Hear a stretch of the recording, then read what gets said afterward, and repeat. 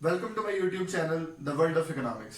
आज का हमारा टॉपिक है determinants of demand. Determinants of demand से मुराद वो तमाम फैक्टर्स, ऐसे कौन से फैक्टर्स हैं जो डिमांड को इफेक्ट करते हैं, या आप यूं भी कह सकते हैं ऐसे कौन से फैक्टर्स हैं जो ये डिसाइड करते हैं किसी भी प्रोडक्ट की डिमांड ज्यादा होगी या कम होगी।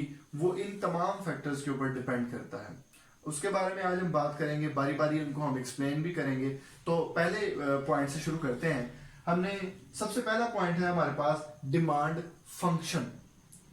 डिमांड फंक्शन कहा जाता है एक ऐसा मैथमेटिकल एक्सप्रेशन है जो डिमांड और जो डिटर्मिनेंट्स ऑफ डिमांड है उनके दरमियान रिलेशनशिप को जाहिर करता है। यहां पर देखें, मैंने डिमांड फंक्शन लिखा है, quantity demand is function of different factors. ये जो तमाम फैक्टर्स मैंने यहां पर लिखे हैं ये तमाम के तमाम डिटर्मिनेंट्स ऑफ डिमांड है। बारी बारी हम इनको एक्सप्लेन करेंगे। यहां पर जो लेफ्ट साइड पे आपको वेरिएबल नजर आ रहा है क्वांटिटी डिमांड, ये डिपेंडेंट वेरिएबल है, और यहां पर जो राइट साइड पे आपको जितने भी वेरिएबल्स नजर आ रहे हैं ये सारे इंडिपेंडेंट वेरिएबल्स हैं। किसी भी मैथमेटिकल फंक्शन में जो लेफ्ट साइड पे वेरिएबल्स होते हैं वो डिपेंडेंट होता है, और जो राइट साइड पे वेरिएबल्स अवेलेबल होते हैं वो सारे इंडिपेंडेंट वेरिएबल होते हैं। ऐसे तमाम वेरिएबल्स जो डिपेंडेंट वेरिएबल्स को इफेक्ट करें वो इंडिपेंडेंट वेरिएबल्स कहलाते हैं। तो बारी बारी इनको एक्सप्लेन करेंगे। सबसे पहले हमारे पास है प्राइस ऑफ गुड्स। किसी प्रोडक्ट की डिमांड कितनी होगी ये उस प्रोडक्ट की प्राइस पे डिपेंड करता है। अगर किसी प्रोडक्ट की प्राइस ज्यादा हो, ये कॉमन एक ऑब्जर्वेशन है कि जब किसी प्रोडक्ट की प्राइस ज्यादा होती है लोग उसकी डिमांड कम करते हैं। ये देखिए मैंने यहां पर लिख दिया है, प्राइस अगर ज्यादा है क्वांटिटी डिमांड जो है वो कम होती है। और ये भी एक कॉमन सी ऑब्जर्वेशन है कि जब भी किसी चीज की प्राइस कम होती है लोग उसकी ज्यादा मिकदार परचेज करते हैं। तो यहां पर मैंने लिखा है price decreases quantity demanded increases. इसका मतलब ये हुआ कि प्रोडक्ट की जो प्राइस है और उस प्रोडक्ट की जो डिमांड है उनका आपस में नेगेटिव रिलेशन है, नेगेटिवली एक दूसरे को इफेक्ट करते हैं, या आप यूं कह सकते हैं इनवर्सली इफेक्ट करते हैं। तो हमारे पास सेकंड जो पॉइंट है वो है income of consumer.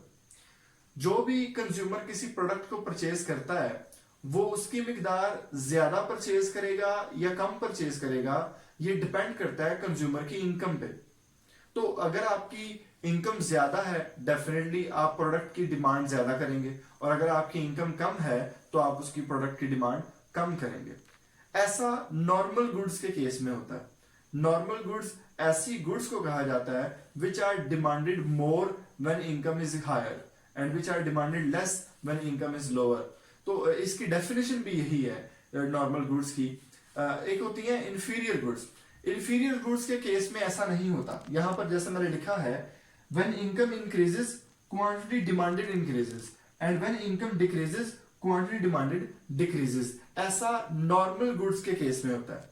Normal goods की मैं एग्जांपल आपको दूं, जैसे जंक फूड है या फास्ट फूड जिसे आप कहते हैं। डेफिनेटली जब आपकी इनकम में इजाफा होता है तो आप फास्ट फूड की मिकदार में इजाफा कर देते हैं, तो आप उसे कह सकते हैं कि ये नॉर्मल गुड है। लेकिन जो इंफीरियर गुड्स हैं, इंफीरियर गुड्स ऐसी गुड्स को कहा जाता है नॉर्मली जो घटिया क्वालिटी की प्रोडक्ट्स होती हैं। जब आपकी इनकम बढ़ती है आप इंफीरियर गुड्स की डिमांड में इजाफा नहीं बल्कि उनमें कमी करते हैं। जैसे इसकी आप एग्जांपल ले सकते हैं, ऐसा फूड जो मार्केट में बहुत सस्ता अवेलेबल है। मार्केट में मैकडोनल्ड का बर्गर भी अवेलेबल है, और मार्केट में जो बाहर सड़कों पे लोग बर्गर बेच रहे होते हैं वो भी अवेलेबल है। तो जो मैकडोनल्ड का बर्गर है वो एक सुपीरियर गुड है, जबकि जो बाहर सड़क पे बर्गर बिक रहा है वो इन्फीरियर गुड है। यहां पर मैं आपको ये भी क्लियर करता जाऊं, एक चीज शायद मेरे लिए वो सुपीरियर हो लेकिन किसी दूसरे शख्स के लिए वो इन्फीरियर हो। फॉर एग्जाम्पल, सड़क पे जो लोग बर्गर वगैरह बेच रहे हैं वो शायद मेरे लिए तो सुपीरियर है क्योंकि मेरी इनकम लो है, और अगर किसी की इनकम हायर होगी तो उसके लिए वही प्रोडक्ट इंफीरियर होगी। तो inferior good individual to individual vary करती है, इंफीरियर गुड का स्टेटस वेरी करता है। तो उसको हम अलग से किसी और वीडियो में डिस्कस करेंगे। यहां पर मैं बताने जा रहा हूं आपको कि इनकम ऑफ कंज्यूमर जो होती है वो भी प्रोडक्ट की डिमांड को इफेक्ट करती है और वो पॉजिटिवली इफेक्ट करती है। नेक्स्ट हमारे पास जो थर्ड पॉइंट है वो है प्राइस ऑफ सब्स्टिट्यूट। किसी भी प्रोडक्ट की सिर्फ अपनी कीमत उसकी डिमांड को इफेक्ट नहीं करती, बल्कि उस प्रोडक्ट के जो मार्केट में सब्स्टिट्यूट्स अवेलेबल होते हैं वो भी उस प्रोडक्ट की डिमांड को इफेक्ट करते हैं। फॉर एग्जांपल जैसे पेप्सी और कोक है। पेप्सी की अपनी कीमत तो पेप्सी को इफेक्ट करती ही है, लेकिन पेप्सी की डिमांड को कोक की प्राइस भी इफेक्ट करती है। हालांकि कोक की प्राइस का पेप्सी की डिमांड से क्या लेना देना हो सकता है, लेकिन है, क्योंकि ये दोनों प्रोडक्ट्स एक दूसरे का सब्स्टिट्यूट है। तो यहां पर मैंने लिखा है प्राइस ऑफ सब्स्टिट्यूट, यानी कि कोक की कीमत अगर ज्यादा होगी लोग पेप्सी की डिमांड में इजाफा कर देंगे। डेफिनेटली जो लोग पहले कोक यूज कर रहे थे, कोक की प्राइस बढ़ जाने की वजह से वो शिफ्ट होना शुरू हो जाएंगे पेप्सी की तरफ, तो इस तरह पेप्सी की डिमांड में इजाफा हो जाएगा। प्राइस यहां पर चेंज कोक की हो रही है, प्राइस में जो इजाफा हो रहा है वो कोक की प्राइस में इजाफा हो रहा है, लेकिन यहां पर जो मैंने डिमांड मेंशन की है वो पेप्सी की है। तो कोक की प्राइस बढ़ गई, डिमांड किसकी बढ़ी? पेप्सी की।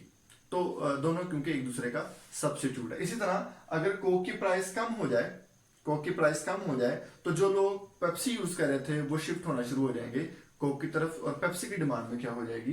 कमी हो जाएगी। इसी तरह हमें यह भी पता चला कि जो सब्स्टिट्यूट गुड्स होती हैं उनकी एक प्रोडक्ट की प्राइस और दूसरी प्रोडक्ट की डिमांड में जो रिलेशनशिप होता है वो पॉजिटिव होता है। नेक्स्ट हमारे पास जो फोर्थ पॉइंट है वो है प्राइस ऑफ कॉम्प्लीमेंट्री गुड्स। पहले आप ये समझ लें कि कॉम्प्लीमेंट्री गुड्स कौन सी होती हैं। कॉम्प्लीमेंट्री गुड्स ऐसी गुड्स होती हैं जो इकट्ठे इस्तेमाल हों, जैसे टायर है और ट्यूब है, पेन है और इंक है, तो दूध है और चाय है। तो ये सारी चीजें ऐसी हैं जो ज्वाइंटली डिमांड की जाती हैं। बैट है और बॉल है, ठीक है, और ये ऐसी प्रोडक्ट्स हैं जो इकट्ठी इस्तेमाल होती हैं। तो एक प्रोडक्ट की प्राइस दूसरे की डिमांड को इफेक्ट करती है। यहां पर मैं फिर आपको बता दूं कि यहां पे उस प्रोडक्ट की अपनी प्राइस की बात नहीं कर रहा, बल्कि उस प्रोडक्ट के साथ जो दूसरी जुड़ी प्रोडक्ट है उसकी प्राइस की बात कर रहा हूं। अगर मैं ये कहता हूं टायर और ट्यूब, कार और पेट्रोल, यहां पर अगर मैं कार की डिमांड की बात कर रहा हूं तो कार की डिमांड पेट्रोल की प्राइस से भी इफेक्ट हो रही है। डेफिनेटली जब पेट्रोल महंगा होगा लोग कार्स नहीं परचेज करेंगे, क्योंकि पेट्रोल को इस्तेमाल तो कार में डाल के ही करना है। तो यहां पर देखें प्राइस ऑफ कॉम्प्लीमेंट्री गुड जब बढ़ती है, यानी कि पेट्रोल की कीमत जब बढ़ेगी लोग डिमांड कम कर देंगे कार की। इसी तरह जब पेट्रोल सस्ता हो जाएगा लोग कार्स की डिमांड में क्या कर देंगे? इजाफा। तो कॉम्प्लीमेंट्री गुड्स में जो रिलेशनशिप पाया जाता है वो नेगेटिव रिलेशनशिप पाया जाता है। एक प्रोडक्ट की प्राइस लेकिन डिमांड दूसरी प्रोडक्ट की, तो उसमें नेगेटिव रिलेशन पाया जाता है। फिफ्थ पॉइंट हमारे पास है टेस्ट ऑफ कंज्यूमर। कंज्यूमर का टेस्ट भी डिमांड को इफेक्ट करता है। 1960s में जब कोको कोला ने अपनी प्रोडक्शन शुरू की तो कोको कोला की डिमांड में कोई खातर खा इजाफा नहीं हुआ, लोगों ने उसको परचेज नहीं किया। क्यों? क्योंकि लोगों को कोक पीने का टेस्ट ही नहीं था, लोग उसको यूज पहले कभी किया ही नहीं और ना उसके बारे में लोगों का कोई अच्छा बिहेवियर है। तो टेस्ट भी किसी प्रोडक्ट की डिमांड को इफेक्ट करता है। तो टेस्ट खुद भी बहुत सारी चीजों से इफेक्ट हो जाता है, जैसे अगर कोई प्रोडक्ट एडवर्टाइजमेंट से भी इफेक्ट हो जाता है। एक प्रोडक्ट मार्केट में अवेलेबल है, उस प्रोडक्ट के फायदों के बारे में आपको अभी नहीं पता तो आप उसको नहीं परचेज करेंगे। लेकिन अगर टीवी पे हैवी एडवर्टाइजमेंट उस प्रोडक्ट के बारे में आना शुरू हो जाए तो आप उस प्रोडक्ट के बारे में बहुत कुछ जान जाएंगे, उसके बेनिफिट्स के बारे में जान जाएंगे, तो डेफिनेटली आप उसको परचेज करेंगे, आपका टेस्ट चेंज हो जाएगा। इसी तरह जो प्रोडक्ट फैशन में होती है वो भी आपके टेस्ट को इफेक्ट करती है। जो चीज फैशन में नहीं होती वो आपके टेस्ट में भी नहीं होती। बहुत कम ऐसा होता है कि जो चीज फैशन में ना हो वो आपके टेस्ट में हो, लेकिन नॉर्मली ऐसा होता है कि जो प्रोडक्ट आप फैशन में नहीं देखते वो आपके टेस्ट में शामिल नहीं होती। नेक्स्ट हमारे पास सी पॉइंट है नॉलेज। नॉलेज भी टेस्ट को इफेक्ट करता है। एक प्रोडक्ट है उसके बारे में आपको नॉलेज ही नहीं है कि वो मार्केट में अवेलेबल है भी या नहीं, तो आप उसकी डिमांड भी नहीं करेंगे। लेकिन जो ही वो प्रोडक्ट आपके नॉलेज में आए तो आप उसको परचेज करना शुरू कर देंगे। तो नेक्स्ट हमारे पास 6 पॉइंट है नंबर ऑफ कंज्यूमर्स।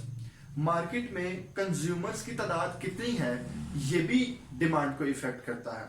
जैसे मैं आपको एक बड़ी कॉमन एक एग्जांपल दूं, जो फेस मास्क यूज होते हैं वो शायद पहले उस मिकदार में यूज नहीं होते थे जिस मिकदार में अब होते हैं, क्योंकि जो कोरोना वायरस है कोविड-19 उसकी वजह से मास्क की डिमांड में इजाफा हुआ। उसकी वजह यह है कि नंबर ऑफ कंज्यूमर्स मार्केट में बढ़ गए हैं जो उस प्रोडक्ट को यूज करना चाहते हैं। तो नंबर ऑफ कंज्यूमर जब बढ़ जाते हैं तो किसी भी प्रोडक्ट की डिमांड में भी इजाफा हो जाता है, और नंबर ऑफ कंज्यूमर जब कम हो जाते हैं तो किसी भी प्रोडक्ट की डिमांड में कमी आ जाती है। तो इनका पॉजिटिव रिलेशनशिप है, एक वैल्यू के कम होने से दूसरी वैल्यू भी कम हो रही है। आज की वीडियो के लिए इतना ही। मैं